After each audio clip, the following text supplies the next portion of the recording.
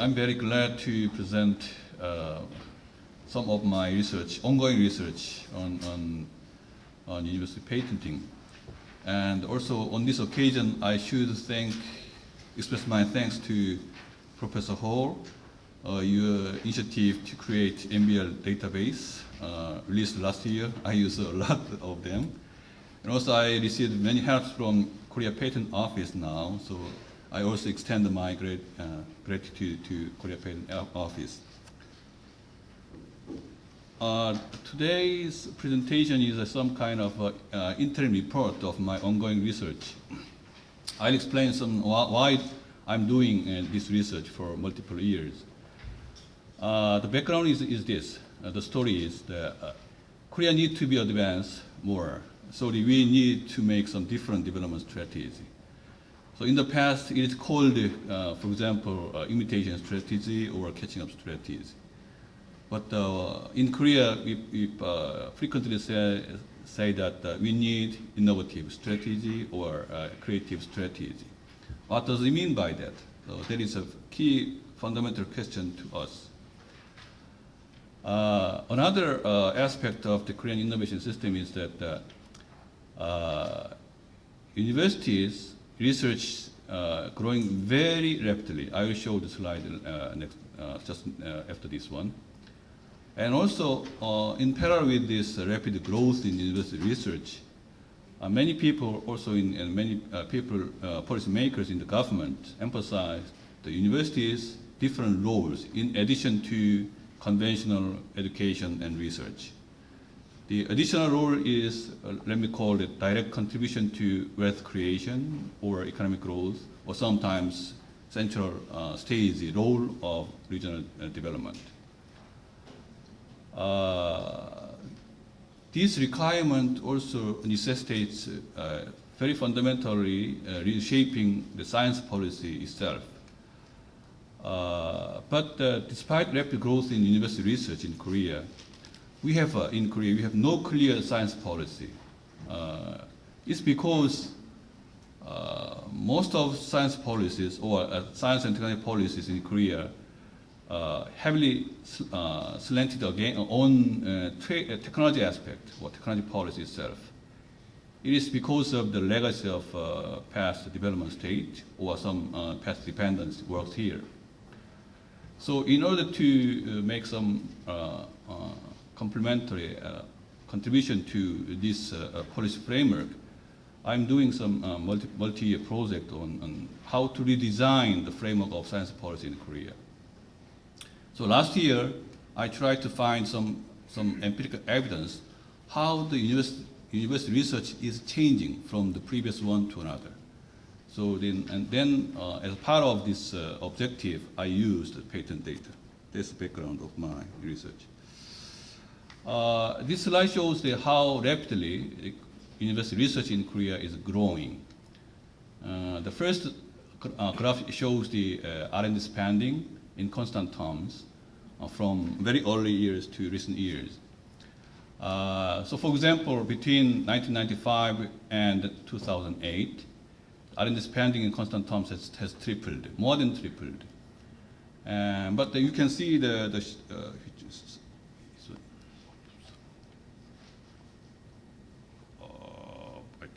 I forgot the highlight, switch of highlight. Okay, the share has remained around 10%. Below, you can see also the phenomenal growth of the number of university researchers. And this one, okay, thank you. Yes. The number of researchers has also tripled for the same period. So, and then this shows two representative outputs from university research. One is the SCI articles and university patent. You can see that until recently, universities pay more attention on producing scientific papers. And patenting activities are a very recent event, so mostly after 2000. Okay. I try to find out some. To calculate the productivity of university research. This is one way to see how many articles or patents per billion won R&D inputs. This is a very simple way, but you can see that productivity in terms of papers or in terms of patents are growing, but the productivity over scientific papers has remained almost constant. But in terms of patent, it is increasing very rapidly. So as a whole, we can conclude that the university research has changing, both in terms of input and in terms of output. I compared the share of university patent application in US Patent Office and Korean Patent Office. We can see that up until 2000, the share of Korean universities patent out of Korean total patenting remained under 1%, but now it is growing very rapid. We can extend the trend over here, but for the US case, it grows very steadily, reaching 5%. So for a very short period of time, Korea has exceeded in terms of share of university patenting in both countries. Underlying these rapid growth, we can find very important policy changes from government side. In 2000, government introduced the act, so-called Technology Transfer Promotion Act. So this act allowed the reversion of ownership of national R&D programs output to public research institutes, including universities and private enterprises. So it's like a Vital Act equivalent in Korea. And also another one is that Industry Academia Cooperation Promotion Act in Korea in 2003. It was revised in 2003 to encourage the creation of the Industry Academia Cooperation Office or Technology Licensing Office as a university body. This is encouraged but suggested by the government, but it's kind of a compulsory requirement to apply for national R&D programs.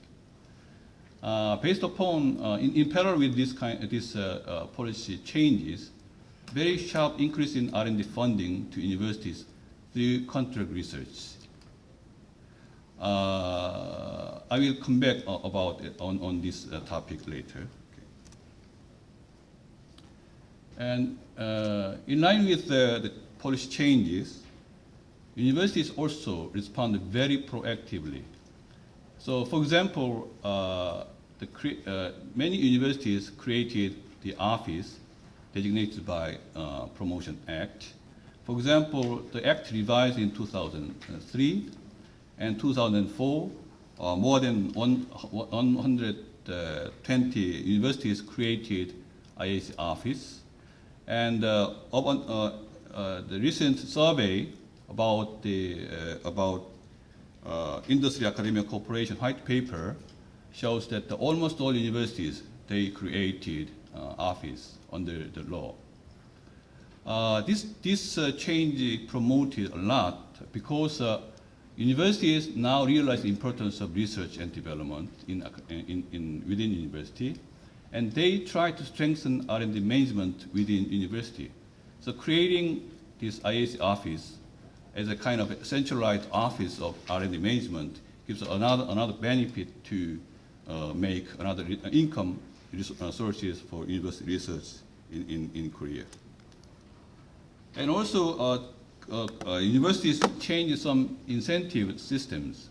For example, the upper table shows the very interesting pattern of how universities are evaluating faculty performance compared with the SCI paper of one author.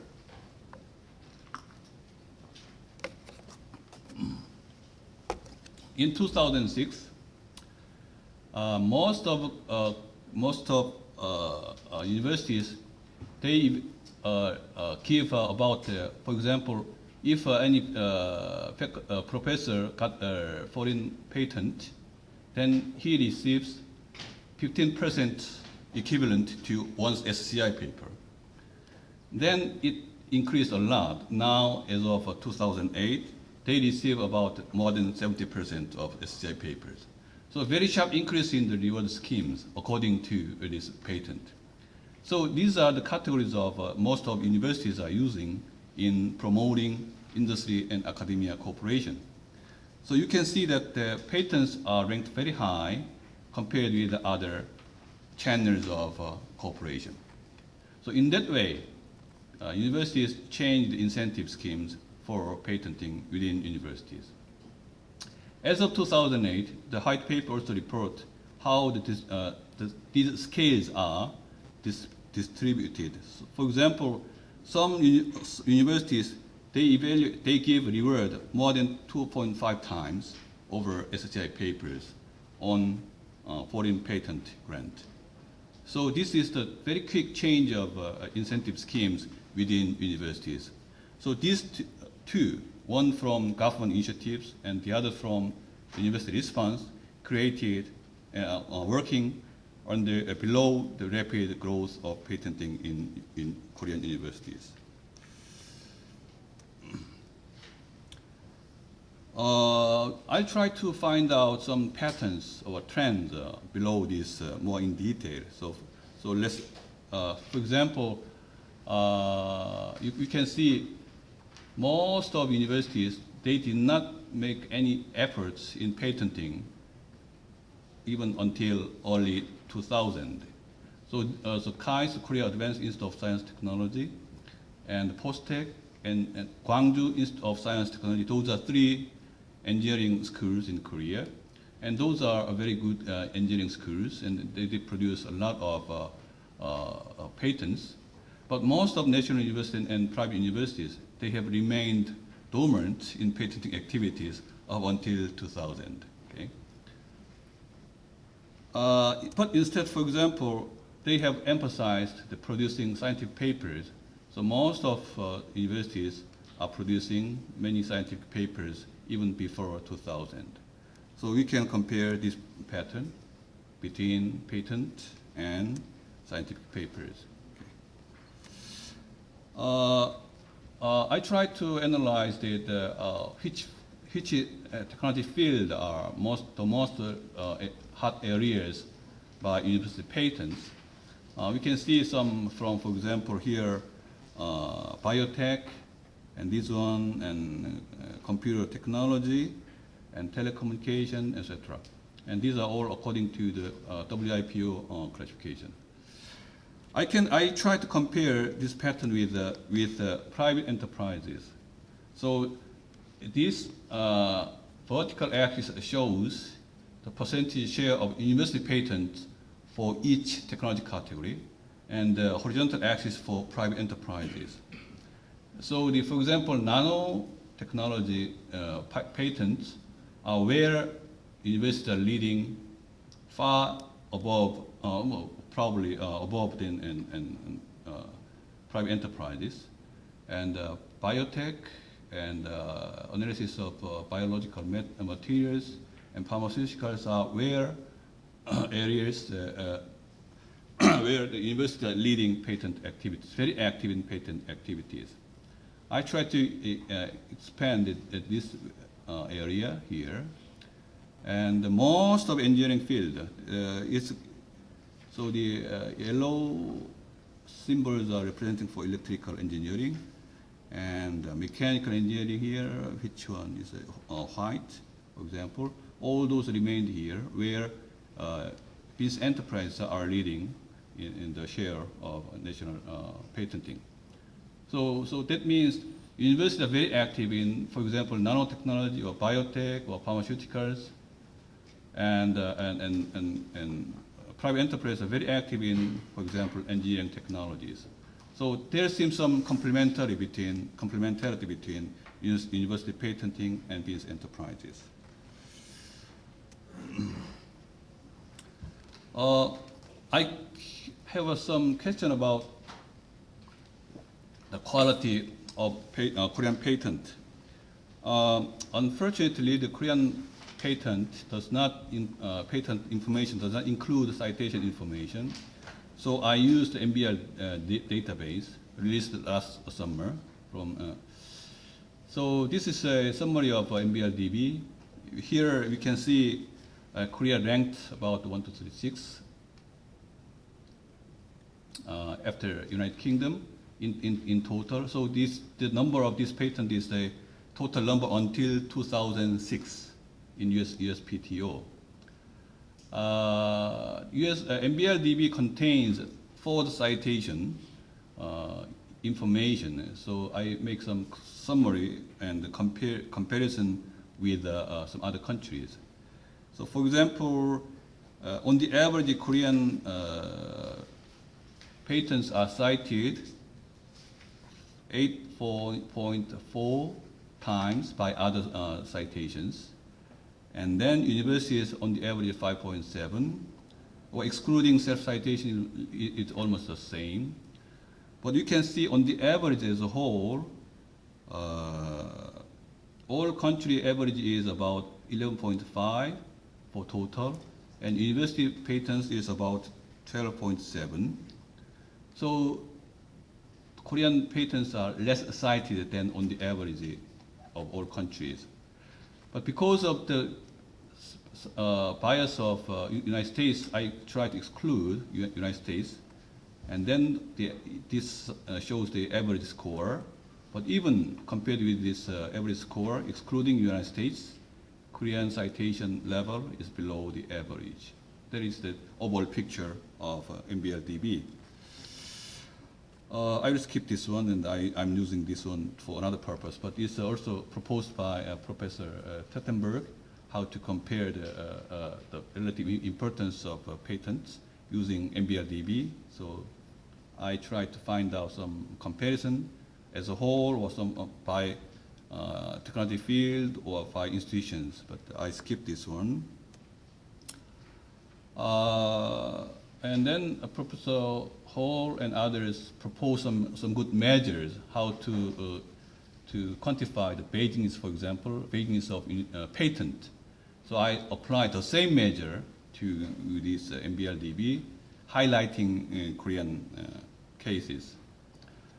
I tried almost every possible measures proposed by this paper, and only I find science linkage measure and self-citation are very clearly supportive according to this paper.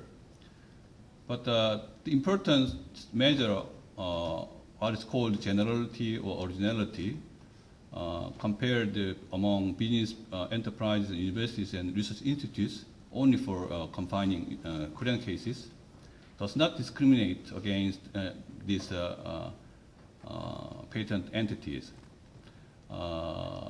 In terms of generality, universities on the average is below than business sector, or originality a little bit higher than business. But as a whole, in terms of Beijingness, what they propose in this paper, I cannot find out supportive evidence in the case of Korean university patent. Also, I used the same framework proposed by Cavallero and Jeffy, or used by many other people afterwards. And very interesting one is that here I identify 3 entities: universities and corporations and research institutes, only for Korean patents registered in USPTO. And both in forward citation and backward citation, we can see universities in red color is below than other 2 entities on the average. This is a very contrasting with, for example, the original paper proposed by Jeffy and Trachtenberg and Montevideo here. Last year he produced another paper about comparing US, European, and Japanese patents according to different entities. For example, in these 2 papers, these 2 papers shows that universities on the average in general are higher tendencies to be cited than other entities. But coming back to the Korean case, we have lower tendencies compared to other countries. It's quite contrasting with the other findings. Then, yes. So then the conclusion might be, okay, the conclusion might be, despite this very rapid growth in university research, both and then outputs in terms of papers, in terms of patents, still, and also the universities are changing the reward schemes, incentive schemes. But until now, mostly they are valuing the count or numbers of patents or numbers of papers rather than quality of levels of the patent or papers. That's what I found from the comparison with other countries. So going back to my original question raised in the first slide, still we have another very big challenging policy issues. That one is how to upgrade the research quality. And also on the other hand, even within the universities or even within the policy circles, we have strong concern about the excessive tendency of commercialization of scientific result. So the fundamental question is how we can redesign the framework of science policy in Korea. That's the fundamental question. And then the analysis of university patent might help to support to give some clues to this important question. Professor research within KAIST, he illustrates with this left this one. He criticized KAIST research mostly focused on this middle range. So the fundamental or basic research or technological innovation requires a lot of new things, a lot of efforts, and it also contains a high risk. So he criticized KAIST professors mostly focused on in the middle because of they produced more patents or more papers in numbers, and then which can be easily reflected to faculty reward or evaluation. So he proposed to move KAIST research toward more basic research or toward more technological innovation. So he emphasized impact of their university research. It should be changed from producing numbers to creating impacts of university research. So I think this proposal from Professor Son Han-pyo is very symbolic for policy circles in Korea because it gives a very good clue where to go in science policy directions. Another one is this I quote from the white paper last year. Even though almost all universities created IAC office or technology licensing office, they are mostly dependent upon overhead fees from national R&D project. So licensing fees gives a very small portion of income for licensing office or technology office in university, which means up until now the value of it is an indirect indicator that up until now the value of university patent is not that much high as expected. So we need to change the direction of policies. Another one is the very strong concern raised by university professors mostly. There's the excessive danger of excessive commercialization of research. This is the composition of university R&D spending based upon three categories: basic research and applied and development research. So up until 80s, yes, 90s, it remained about 70% remained for basic research purposes. But now it decreased a lot, less than 40%. So I have shown the slide, the rapid growth of R&D spending in universities. But the rapid spending mostly comes from contract research from this side. This gives a very strong danger or worries, concerns within university professors to destroy the academic autonomy, etc. Compared to other OECD member countries, for example, I compared how Beijing research portion has changed from 92 to very recent year, 2005, 6 it is. So most of advanced countries, they spend more than half of in the area of Beijing research. Even for United States, they remained above 70%. But for Korean case, it changed from almost 60%, decreased to less than 40%. So this gives another indication of how to redesign the science policy in Korea. So there are many other questions. For example, as Professor Kim just previously presented, how scientific research linked to innovation in industry. We don't know yet in Korea how the channel is working. Or as a whole, I have shown the changes of incentive schemes, but we don't have any clear empirical evidence how the changes of incentive schemes affect on the performance of each individual universities or each individual faculty members, for example. So in order to identify these issues, in order to find some answers, we need to go on further studies like case study. So Professor Son Han-pyo, he was the chairman of mechanical engineering department in MIT. So then it's very good to compare how different between KAIST and MIT in terms of reward schemes or in terms of evaluation, or some other ways to compare in some specific technology field like nano or biotech, etc. So there are many themes to go further. But last year, I just tried to find some empirical evidence based upon patent data. It gives a very good clue where to go further. So I feel sorry not to produce English paper, but the Korean report will be released next week. Then I'll try to make some English translation to you. Thank you for your listening.